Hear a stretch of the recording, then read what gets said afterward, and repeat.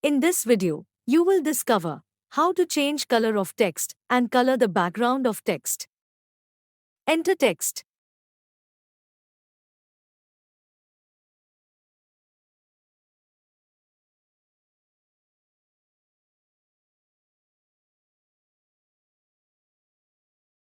Select text.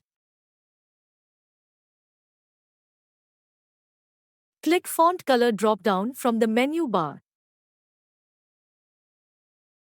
You can choose color whichever you want.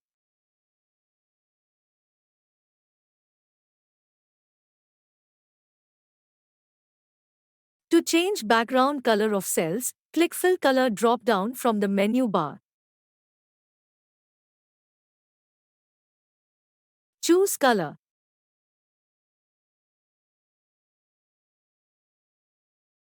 You have successfully changed background color of cells. To remove the background color, select cells and choose white color from Fill Color drop-down. Now the background color has been successfully removed. Please follow for more videos.